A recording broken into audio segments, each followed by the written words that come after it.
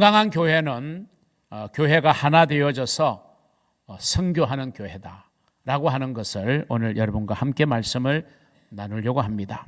첫 번째 건강한 교회 시리즈에서는 이 빌립보 교회의 말씀을 좀 나누는 게 좋겠다 해서 오늘 여러분과 함께 말씀을 나누게 되었다는 것을 먼저 말씀을 드립니다.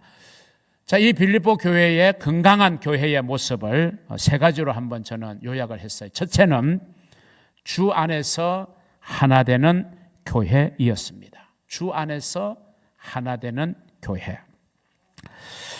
빌립보 교회는 처음부터 비교적 건강한 교회로 성장을 해 갔습니다. 네, 여러분 아무리 교회가 건강해도 교회를 구성하고 있는 구성원들은 불완전한 우리 연약한 저와 여러분 우리 인생들이잖아요. 우리 불완전한 사람들이 모여 형성하는 교회에 여러분 어떻게 문제가 없을 수 있겠어요? 문제 없는 교회는 없어요. 그 문제의 크기가 다를 뿐이고 그 문제를 헤쳐나갈 수 있는 어떤 능력이 있느냐 없느냐의 그런 문제이지 문제가 없는 건 없어요. 마치 교회를 바다에 항해하는 큰 배로 한번 생각해 본다면, 그래서 이제 교회가 뭐 유람선이라기보다는 이제 죽어가는 영혼을 살려야 되는 구조선의 역할을 하는 이제 교회인데, 이 교회가 이제 항해를 하잖아요. 큰 배가 항해를 하는데, 여러분 바다가 아무리 잔잔해도 여러분 가만히 바다 물이 고정되어 있지 않잖아요. 작은 물결도 있어요. 그런데 작은 물결도 있고 조금 그 물결의 높이가 높아질 수도 있어요. 그런데 그 물결은 있지만 일어나지만 그게 배를 항해하는데 크게 영향은 미치지 않아요. 아무 지장을 주지 않아요. 그래서 배는 그냥 순적하게 목적지를 향해서 가는 거예요. 그런데 그런 바다의 모습도 있는가 하면 어떤 때는 막 엄청난 풍랑이 일어가지고 도저히 항해할 수 없는 상황이 되어서 아예 배를 못 띄우게 하거나 아니면 배를 기항시키라고 하는 명령이 내리기도 하고, 그래서 때로는 그 배 앞에 전복되는 이런 안타까운 상황도 있잖아요. 근데 큰 파도도 있는 거죠. 여러분 교회 안에 이런저런 파도가 왜 없겠어요? 사람들이 다 생각이 다르고 다 성향이 다르기 때문에 무슨 일을 하다가 보면은 그 일에 대해서 의견의 차이가 있을 수 있겠죠. 그런데 그런 의견의 차이가 나쁜 것이 아니라 그 의견의 차이를 마치 교회의 항해를 막 삼킬 듯이 그렇게 영향력을 주는 것은 옳지 않다는 거죠. 그러나 의견의 차이가 있지만 교회가 가야 되는 하나님이 기뻐하시는 궁극적인 목적을 향해서 이 교회가 항해하는데 지장을 주거나 영향을 주거나 그 항해를 가로막는 그런 이제 물결이 되어서는 안 되는 거죠. 그런 작은 물결들은 어디에나 있을 수 있는 거죠. 그러나 만약에 큰 물결이 일어나도 정말 모두가 한 마음이 되어져서 그 풍랑을 잘 헤쳐나가면 마치 예수를 모시고 가는 배가 큰 풍랑을 만나서 모든 사람들이 죽겠다고 아우성일 때도 예수님께서 바람을 꾸짖어 풍랑을 꾸짖어 잠잠하라 고요하라 하실 때 그 바다가 또 잔잔해져서 갔잖아요. 예수님께서 말씀하실 때 야 그건 아니야, 교회를 위해서 그건 내가 기뻐하는 일이 아니야 하고 주님의 말씀이 선포되고 떨어지면 내 생각을 좀 바꾸고 내려놓고 그리고 마음을 비워서 우리가 주님의 음성을 듣고 교회가 가면 여러분 교회는 큰 풍랑의 위기에 처하다가도 다시 그 물결이 잔잔해져서 배가 항해할 수 있는 것처럼 교회는 그렇게 가는 것입니다. 그래서 여러분 문제 없는 교회가 어디 있어요? 결국 그 말은 문제 없는 사람은 없는 거죠. 누구나가 다 문제를 가지고 있기 때문에 문제 있는 사람들끼리 부닥치고 어우러져서 살아가다 보니까 왜 문제가 일어나지 않겠어요? 스파크가 튀죠. 그런데 중요한 것은 배의 선장 되시는 분, 교회의 주인 되시는 분이 우리 예수님이시잖아요. 예수님의 말씀 앞에 모두가 순종하면 이 교회라고 하는 큰 배는 아름답게 세상을 향해 항해할 수 있고 또 많은 영향력을 끼치고 또 수많은 주님이 기뻐하시는 사역들을 할 수 있는 그런 교회가 되는 것이다. 그렇기 때문에 생각이 다르고 의견의 차이가 있어도 대의를 위해서는 하나 되어 주 안에서 주님의 뜻 안에서 하나 되어 가는 교회, 그 교회가 진짜로 건강한 교회입니다. 가정이 하나 되어 가는 가정이 건강하죠. 생각이 다르지만 대의를 모아지면 온 가족들이 똘똘 뭉쳐서 하나 되는 가정이 힘이 있는 가정, 건강한 가정이 되는 것처럼 말이죠. 교회가 그런 교회가 되어야 된다는 것입니다. 그런데 이 빌립보 교회의 사정을 들었던 바울의 마음속에 참 아픔이 하나 있었어요. 그게 뭐냐 하면 성도 사이에 인간관계의 갈등을 피할 수 없는데 빌립보 교회도 그 예외는 아니었다라고 하는 거예요. 자, 오늘 우리가 빌립보서를 좀 전체적으로 보는데 4장 2절을 보실까요?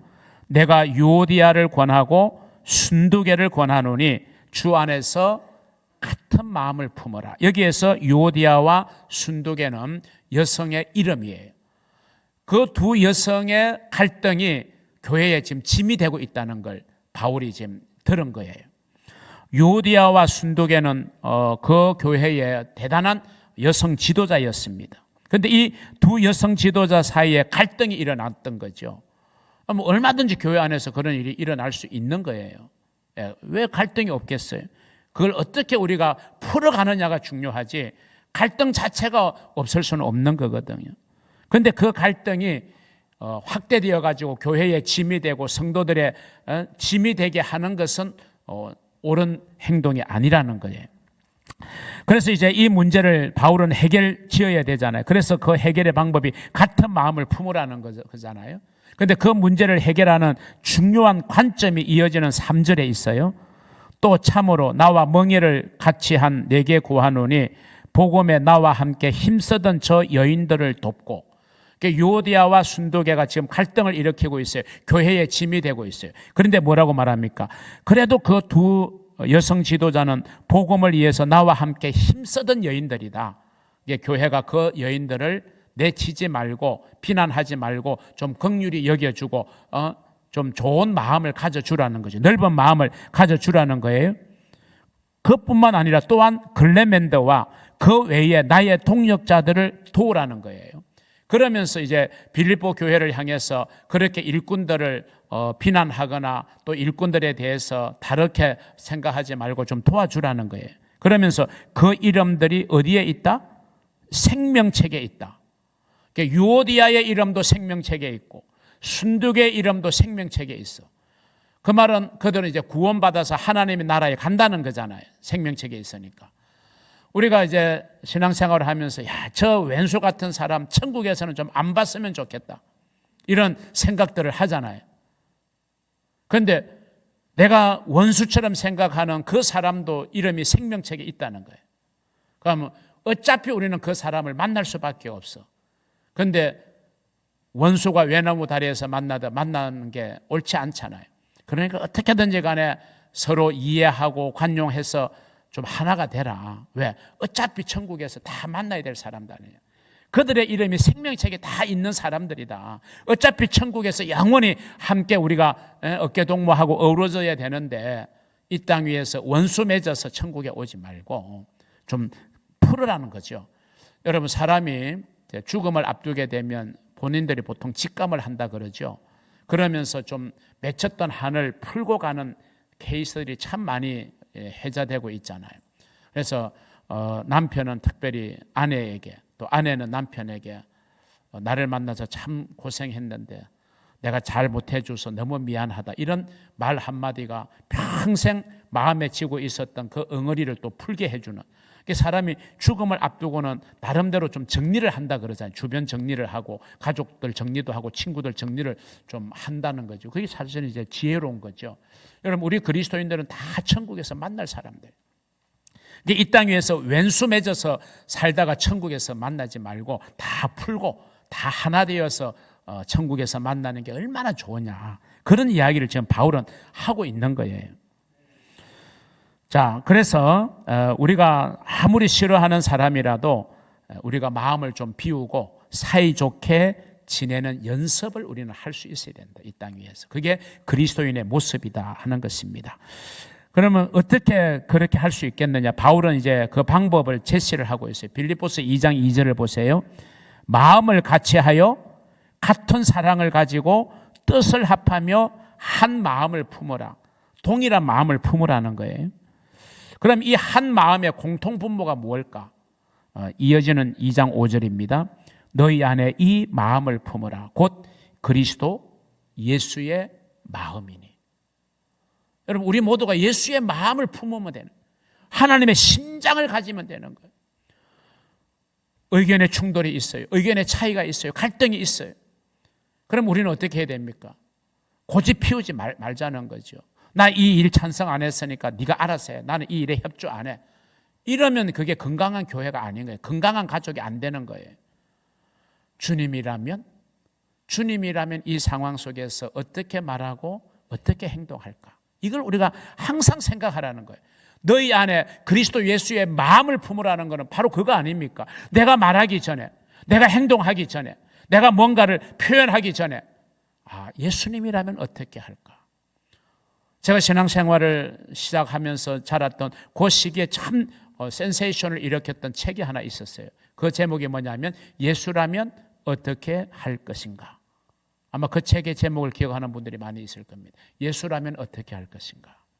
그렇습니다. 이 상황에 예수님이라면 뭐라고 말씀할까?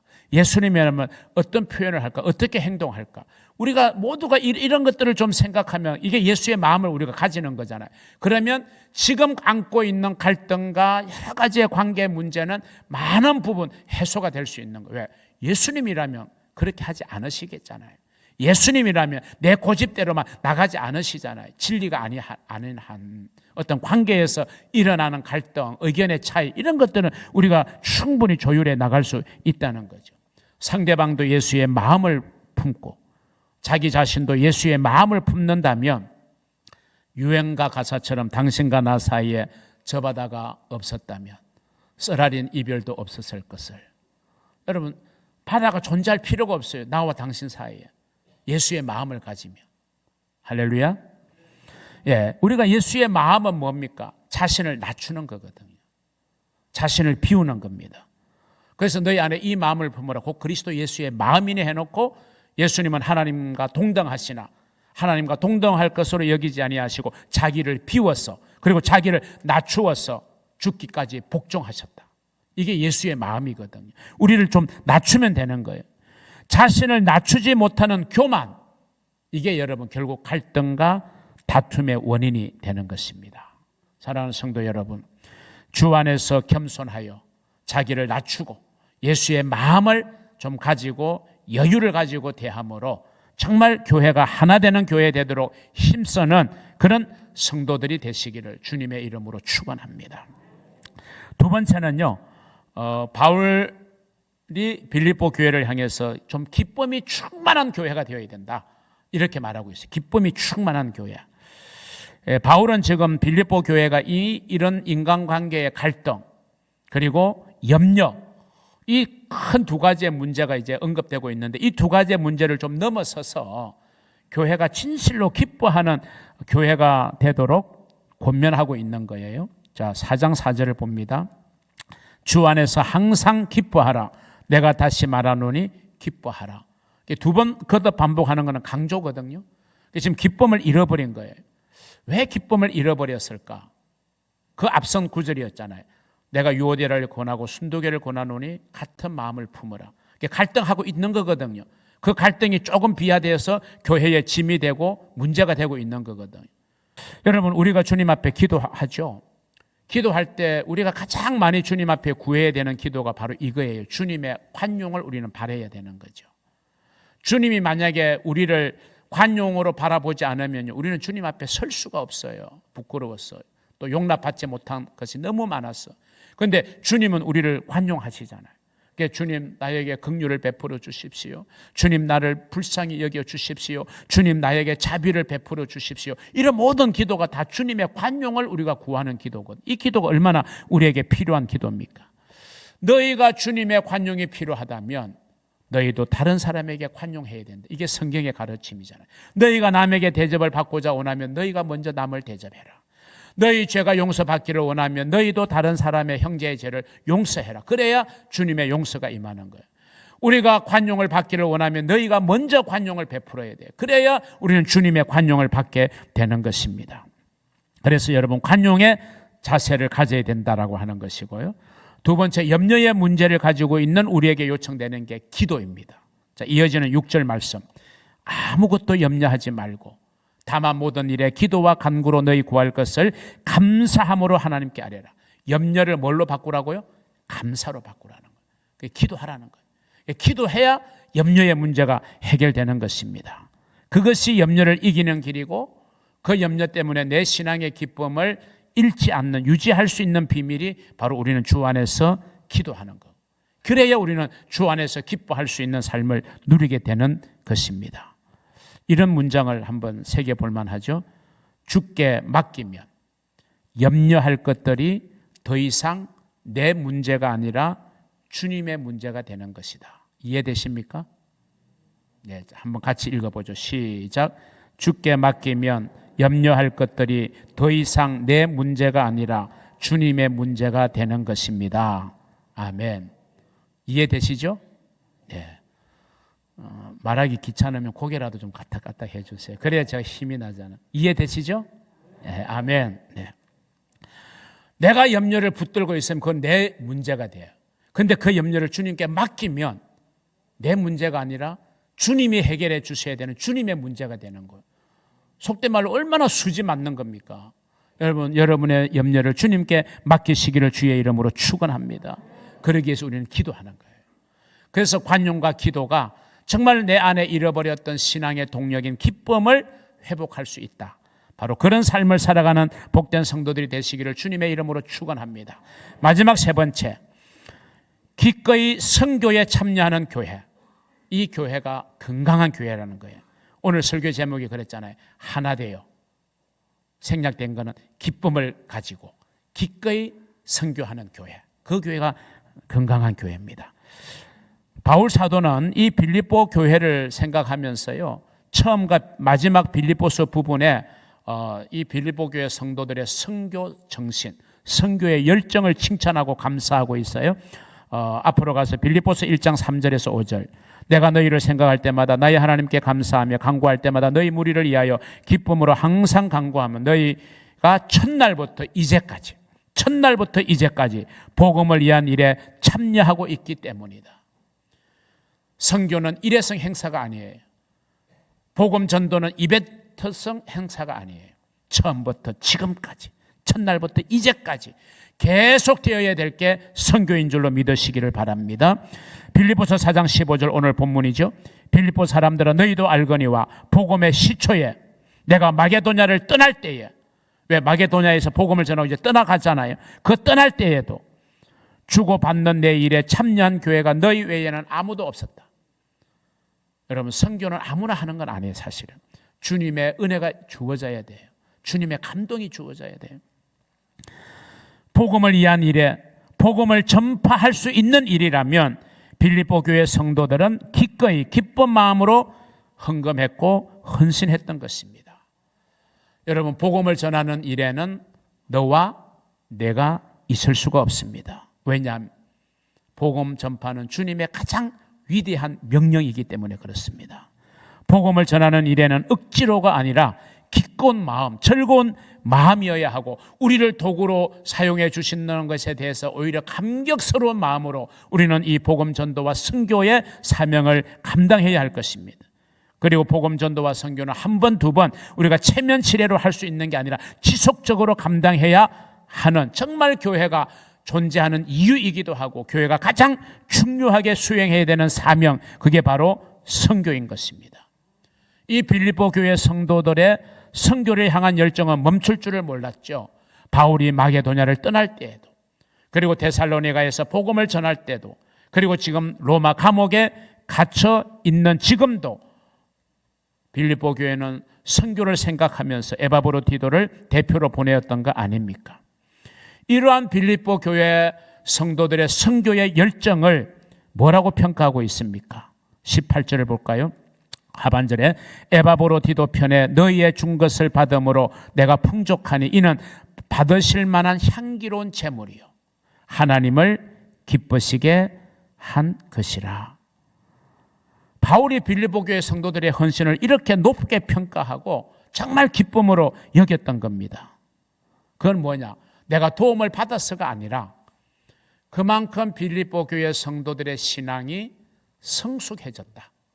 신앙의 열매다. 이렇게 바울은 평가하는 거예요. 이 바울의 평가가 정확한 평가입니다. 여러분, 저와 여러분은 부모님의 사랑을 잊을 수는 없죠. 부모님은 우리를 낳으시고 우리가 부모의 자녀라고 하는 그 이유 하나로 일방적으로 우리에게 은혜와 사랑을 베풀어 주시고 엄청난 희생을 우리 부모들은 다 하셔서 오늘 우리가 자라난 겁니다. 여러분, 처음에 빌립보 가서 얼마나 감옥에도 갇혔잖아요. 빌립보 감옥에 귀신 들린 여정 고쳐줘가지고 그렇게 정말 생각하고 싶지 않는 고통도 당했던 이 빌립보 교회, 그러나 최선을 다해서 복음을 전했고 그 복음을 전해드렸던 빌립보 교회 성도들이 믿음이 자라서 이제는 남을 돌아볼 수 있고 선교할 수 있다는 거 생각하니까 선교 헌금의 액수를 떠나서 참 빌립보 교회 성도들 성숙해졌다, 대견하고 흐뭇한 거예요. 그게 바울의 마음이고 그게 하나님의 마음인 겁니다. 여러분, 우리가 언제까지나 하나님께 달라고만 구하고만 살 수는 없잖아요. 내가 부모에게 언제까지나 손만 벌리는 자녀가 되어서는 안 되잖아요. 어느 시점에 되면 이제 그 사랑을 되돌려 돌리는 성숙한 자녀가 되어야 되는 것처럼 우리가 그동안 하나님께로부터 너무 많이 구했습니다. 하나님은 너무 많이 주셨어요. 이제는 좀 우리가 하나님을 위해서 드리는 선교를 위해서 헌신할 때도 되지 않았느냐는 것입니다. 이것이 우리 인호동 교회가 선교의 비전을 강조하는 이유입니다. 왜? 하나님이 기뻐하는 거니까. 하나님이 받으시는 향기로운 제물이 되니까. 우리 교회 성도들이 교회를 하나 되게 하고, 그래서 각자의 심령의 마음에 기쁨이 충만하고 우리 교회가 기쁨이 충만한 공동체가 되어져서 세계 열방을 향하여 기꺼이 선교하는 일에 참여하는 그런 건강한 교회를 만드는 일에 여러분이 앞장서기를 바랍니다. 지난 3년 코로나 기간에 얼마나 안타까웠습니까? 우리가 복음 현장에 나가지 못했던 이 아쉬움이 우리에게는 컸습니다. 이제 다시 재개되어져서 우리가 지난 1년여간의 어려운 상황 속에서도 도미니카 공화국에 5개의 교회를 건축했고 이번에 인도네시아에 2교회를 건축했고 베트남의 11군데의 우물을 파서 우리가 기증해 주었잖아요. 그게 다 우리 성도들의 성숙의 열매인 것입니다. 이번 미션 카페를 준비하는 것도 우리가 단기 선교 13번째 가는 인도네시아 단기 선교, 또 한 군데의 교회 봉헌식과 더불어 지역 교회를 섬기고 우리가 정말 선교 사역에 조금이라도 힘을 보태드리기 위한 단기 선교를 위한 일에 우리 청년부가 주관해서 미션 카페를 합니다. 이 일을 진행하는 담임 목사 입장에서도 참 죄송하기도 하고 미안하기도 하고 안쓰럽기도 하고 그러면서도 또 한켠에서는 이거는 주님이 기뻐하시는 일이기 때문에 나이가 들어가면서 다 사람들 몸 쑤시지 않는 곳 없고 아프지 않는 곳 없고 다 힘들게 살아가는 그 모습을 보면서 이 미션 카페를 꼭 해야 되나 하는 그런 마음도 한켠에 없는 건 아니에요. 그런데 주님이 기뻐 받으시는 향기로운 제물이고 하나님을 기쁘시게 하는 거고 우리의 작은 수고가 복음을 전하는 도구가 될 수 있다면 이게 얼마나 우리가 정말 기쁨으로 할 수 있는 성숙한 성도의 열매이겠습니까? 힘들고 어려울지라도 서로 격려하고 서로 안아주고 보듬어주면서 하나 되어 기쁨으로 선교하는 일에 동참하는 이번 미션 카페가 되기를 또한 저는 바라고 또 바라봅니다. 그런 우리 교회가 더 하나님의 기쁨이 되고 여러분이 더 하나님의 기쁨이 되는 삶이 되기를 주님의 이름으로 축원합니다.